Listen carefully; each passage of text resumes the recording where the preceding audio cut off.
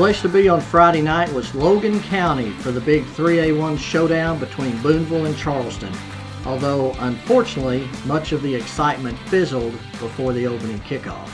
I'm Leland Barclay, and this is the River Valley Sports Report, sponsored by Atchley Air, a local supporter of this show and River Valley sports, schools, and athletes. Charleston took full advantage of a depleted Booneville team that was missing 9 players in all due to a suspension, including 4 key defensive starters, and rolled to a 42-14 win on Friday night. Charleston needed just 4 plays to take a 14-0 lead. Brandon Scott hit Brighton Ketter with a 53-yard bomb and then a 13-yard touchdown pass to his brother, Brevin Ketter, to go up 7-0, and then 2 plays after a 4th down stop, Scott hit Reese Mariska on a 68-yard touchdown for a 14-0 lead. Scott ran for 2 touchdowns in the second quarter for a 28-7 halftime lead and added another in the third quarter for a 35-7 lead. In all, Scott was 18 of 20 passing for 301 yards and 2 touchdowns and ran for 117 yards and 3 more scores. We talked with Scott after the game.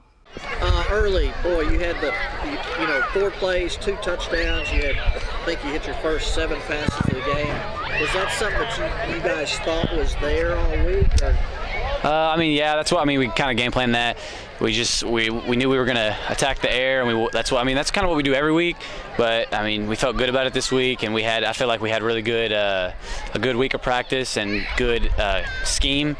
And I feel like my receivers, man, they ran perfect routes, crisp routes. It made it easy for me. Well, and even when you ran the ball, you had some, a lot of openings.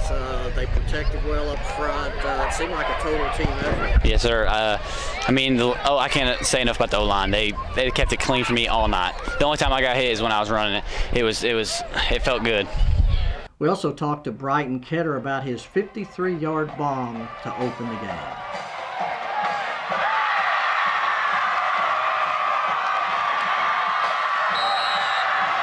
Play like you did. How fun was that? We prepared for it all week. We ran that same play all week. We thought it was going to work, and once I seen him, inside of me, I was like, yeah, we can run it. So it was good. I liked it. What did you think when the ball was in the air? Did you think? I was like, it looked kind of long, and then I was like, I got this, and then I ran under it and I caught it, and it was perfect. How big was it for you guys to start offensively well? Throughout the season, we've really been a second half team. Last week was the first week we started out really good, through the first half. But it felt really good to finally start out, a good first half against a really good team. Well, and 2, beating Boonville at Boonville, that's a pretty big thing. Yeah.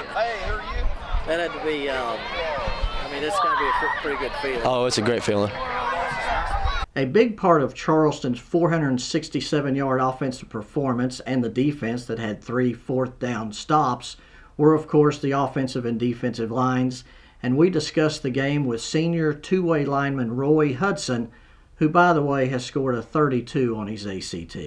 Offensive line, you rotate on the defense. How much fun did you have tonight on the field? Oh, man, we had a heck of a lot of fun. Our boys up front, Dale, Trevor, Hunter, Claiborne, they did an awesome job. We're out there mashing them, and that's just what we got to do the whole rest of the season. That's the most fun you can ever have, just moving somebody against their own will, make them like it. How big was it to have a good start offensively? It was huge, and I remember Peeps was talking about this earlier. We've always started off a little slow, but just come out and mash them in 2 plays, get up, and then take them out defensively in the first 2 possessions. That's huge. We got to do that the rest of the year. We execute like that, we can go all the way. I think you had the second 4th down stop. I think you guys had 3 stops defensively on 4th down. I think you had the second one. How did you guys kind of feel like that was going to be a big deal too, playing them tough up front? We knew that they come in, they have 5 guys. I met 3 of them. They're all great players. A couple of them probably going to college, and we knew that they were going to come out and try to mash us up. And we knew that we had to get in there, play deep, play big, and we did a great job of it. And those fourth down, we knew they were going to play four-down territory once we got past 50. We bowed up and we were ready for it. I can't praise the rest of the D-line enough and the linebackers. They did an amazing job. Coach May did an awesome job putting it all together, too. We also talked with Charleston coach Ricky May, a Booneville native, about the win on his former home turf. Obviously, coming over here and getting the win probably means more for the team. I mean, personally, it means a lot too, but it's a big win for you. Yes, sir. It was a big win. You know, they're a little depleted, and you know, obviously that changed the game a little bit for sure. You know, I like the way we started the game. I like the way we finished the game. Came out with a lot of, I guess, attitude to start the game, and you know, I told them in the beginning, the first 6 minutes of the game were going to be crucial in this atmosphere. We hadn't played in this kind of atmosphere in a long time, and they handled it great. Yeah, 4 plays, 2 touchdowns. You know, a good start, obviously. Yes, sir. You know, that's the big thing is in the games we sputtered in, we haven't started fast, and so you know it was important for us to start fast. Well, and defensively, I think you had 3 fourth-down stops. So I mean, you took care of things on both sides of the ball too. Yes, sir. You know, our defenses just kept getting better throughout the year. You know, we early on we struggled a little bit stop and run, but we've gotten better at that the last few weeks. Been playing a lot of kids to keep them fresh, and you know, really proud of those guys, man. It's been a good unit. Walter Woody was at Mayo Thompson Stadium and covered Northside's loss to North Little Rock on Friday. The Grizzlies scored on their first drive of the second half to get to within 17-14, but that was it for the Grizzlies. Harold McIlvain was in Alma where the Airedales dropped a 45-30 decision to Prairie Grove in a 5A West game. Alma trailed just 16-14 at the half, but Prairie Grove pulled away in the second half. In other big games on Friday, Elkins took a big step toward a 4A1 championship and the top seed in the playoffs with a 48-21 win over Ozark. Mansfield scraped past Lavaca 21-20 in a 3A1 game that was important in the playoff hunt. As we look at week 9 of the high school season, one game is above all others. In fact, it's the most anticipated game in the state as Greenwood hosts Pulaski Academy on Friday. Now, last week's game between Bryant and Cabot obviously will be the biggest game in the state during the regular season. It was number 1 versus number 2, and there have only been 20 such games in the past 40 years, so obviously that was a big game. But Friday's game between Greenwood and Pulaski Academy has been months in the making, since Pulaski Academy was elevated into Class 6A because of the competitive equity factor and then placed into the 6A West with Greenwood. That makes October 28th a date that has been circled and highlighted for a long time. The two teams have combined for 20 state championships, including 10 by each team, which is the most of any team in the modern playoff era, which began in 1968. The game also is the first this season featuring 2 2,000-yard passers in the state, with Greenwood's Hunter Houston and Pulaski Academy's Kel Busby, and the first featuring 2 1,000-yard receivers in Greenwood's Grant Carnes and Pulaski Academy's Jalen McKinney. Get ready for onside kicks, very few punts, 2-point conversions, and plenty of offensive fireworks. Come early to this one, folks, and plan on staying to the end. That's going to take us to halftime of the River Valley Sports Report. We'll be right back after these words from our sponsor, Atchley Air, with Gimme 5. The Martins came over, we were having spaghetti when we suddenly noticed that we started getting sweaty as the temperature approached 90 degrees. My buddy said, man, you gotta call Atchley. AtchleyAir.com. When your air conditioner breaks, they're the one you want. AtchleyAir.com.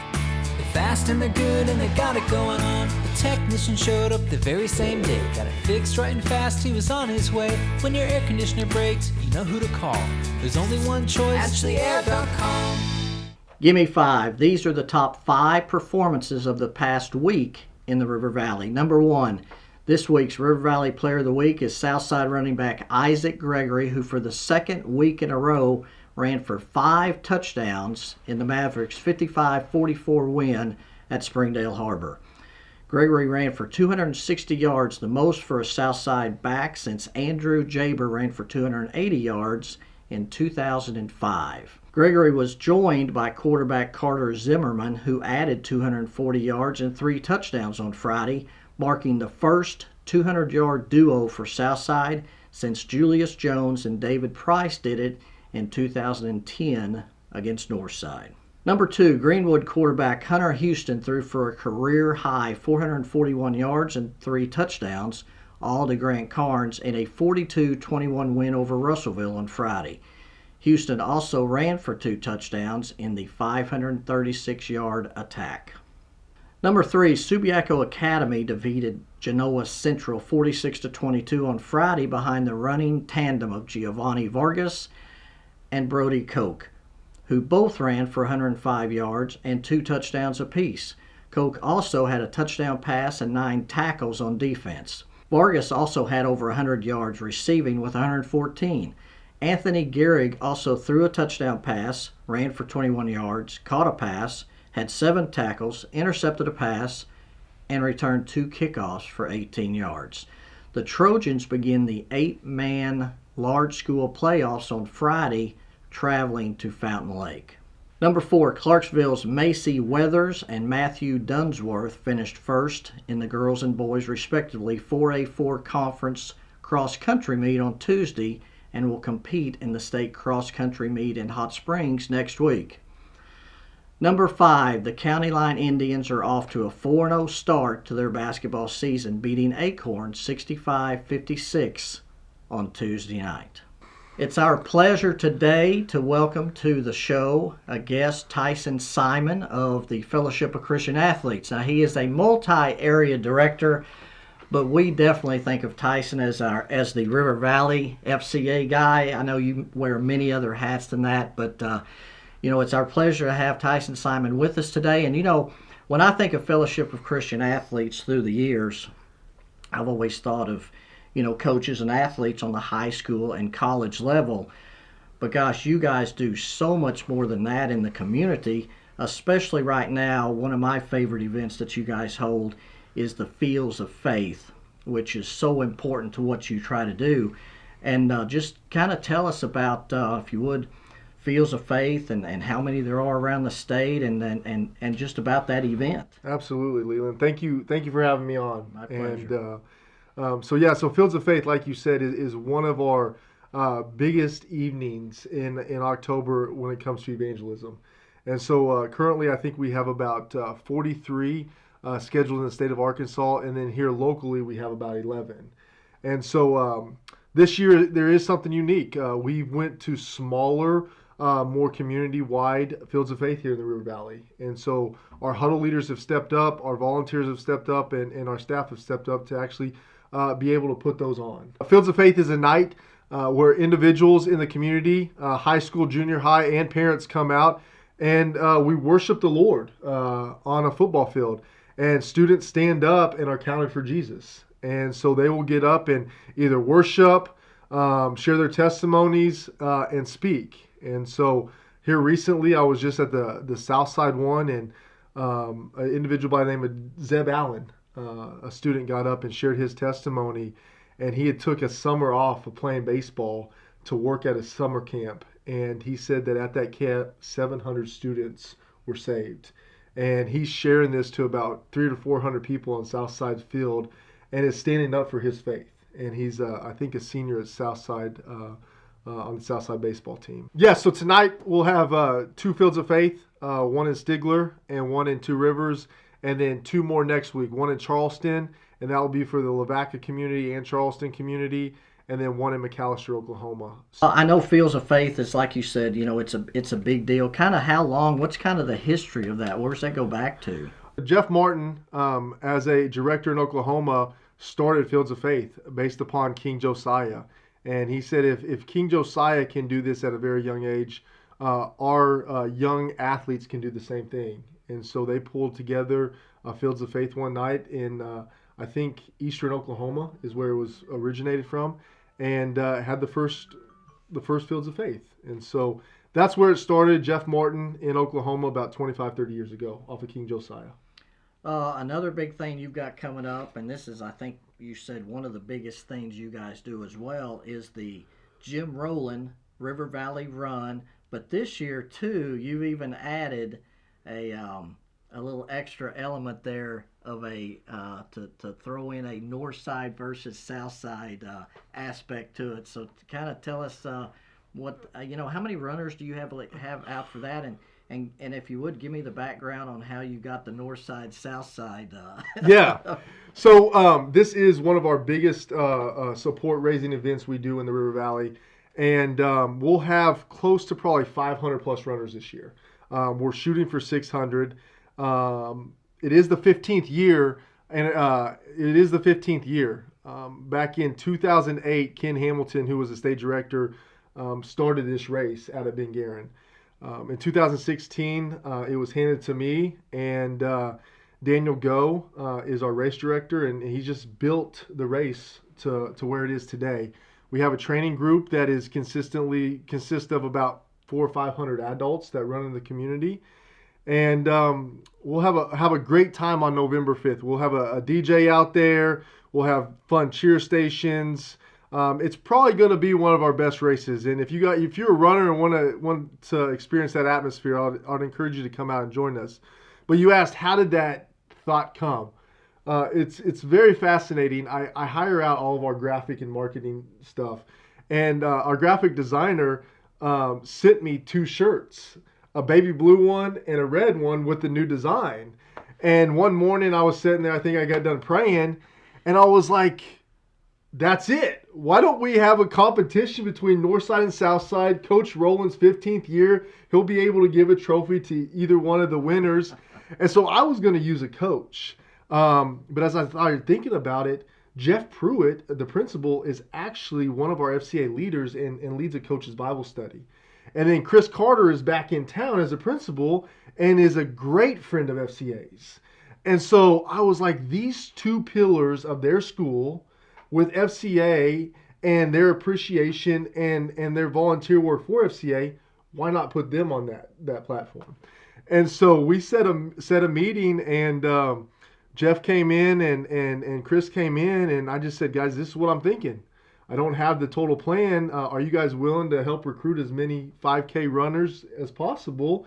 And whoever has the most runners with them wins, and we'll just do a rotating trophy. And so the idea came from literally the graphic designer sending me 2 colored shirts, and that's kind of how it came about. Again, that's November 5th, the River Valley Run, Jim Rowland River Valley Run.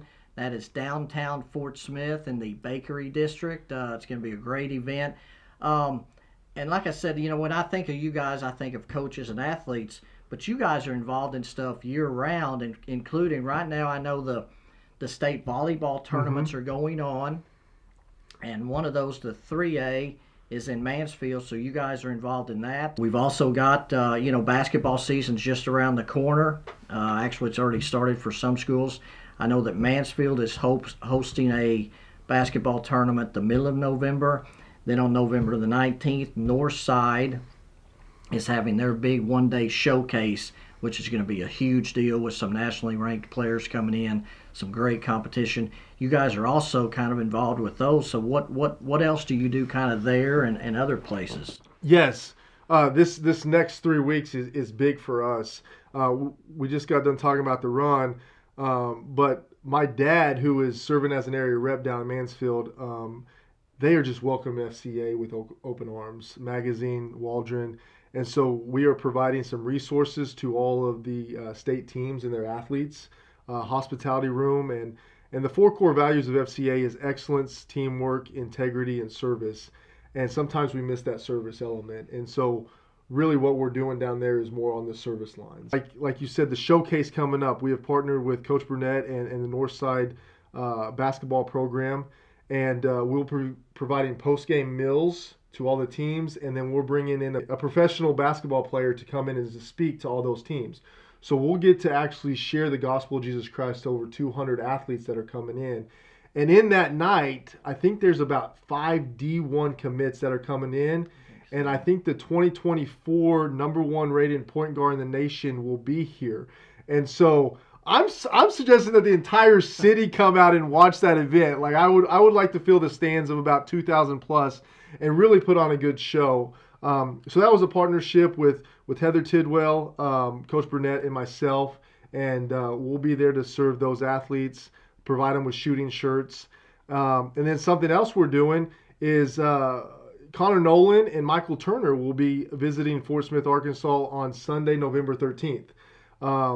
We had built a relationship back when he played with Greenwood, and I asked him if he had some availability to come in and do a baseball clinic, and he said sure. And so we'll serve the youth of this area with a baseball clinic, 8-year-olds to 12-year-olds, and then we'll do a catching pitching clinic for high school students that day. And so typical FCA on campus in the schools, with things that are advancing at a very quick pace, we have to adapt too. And so in adapting, we will partner with boxing clubs, basketball tournaments, do our own camps and clinics, because our main mission is to share the gospel of Jesus Christ to as many coaches and athletes as we possibly can. And so we wake up every day, our staff, our board members, saying, how can we advance the kingdom of God within sport every single day? And I know, too, you had several events back during the summer, and I know one time when I talked to you, you had also talked about you were able to give away a lot of Bibles at one of those, too, to maybe people who had never had a Bible before. Yes. So we had 5 different camps, from tennis, ninja, and soccer camp. We had a 3-on-3 basketball tournament. But all of those including had about 1,000 campers. And I think we gave away around 350 to 400 FCA Bibles to those campers. I know you've got a lot of events coming up that you've already had, a lot coming up. Where can people go to get like a schedule or a calendar of events to become more active and participate in these things? Yes. rivervalleyfca.org is our website. We keep that updated at all times. Any new event we have will have a graphic. It also, on that website, shows the coverage of schools that we actually serve on the Oklahoma side and the Arkansas side. And so if they want to go and research or maybe even be a part of FCA as a volunteer or get their athlete involved, all of our contacts on rivervalleyfca.org. Okay. Thank you very much. This is Tyson Simon we like to say with the River Valley FCA, who's been with us today. Check out every day of the Northwest Arkansas and River Valley Democrat-Gazette, where you will get players of the week, predictions, top performers, stats, schedules, scores, and capsules. Also, be sure and pick up every Sunday's River Valley Democrat-Gazette and the 4-page sports section. Weekly features of the sports section will be a feature story, wrap-ups from 2 selected games on Friday, with a play of the game, player of the game, and an in-depth dive into the game, and a small college notebook by Kevin Taylor. This week's feature was about Southside teacher and coach Aaron Carius, who passed away in August. You can subscribe online at nwaonline.com and click the subscribe button, or by calling our customer service line at 479-684-5509. Be sure to follow the new River Valley Democrat-Gazette Twitter account, as well as mine, Walters, and Harold's. You can view and purchase photos from our award-winning Arkansas Democrat-Gazette photographers that can be seen and purchased on our website, nwaonline.com/photo. We're going to wrap up this week's River Valley Sports Report with photos from the big showdown at Boonville on Friday. Thank you for watching. Don't forget to like the video and subscribe to the channel for more updates like this. God bless you, and we will see you next week.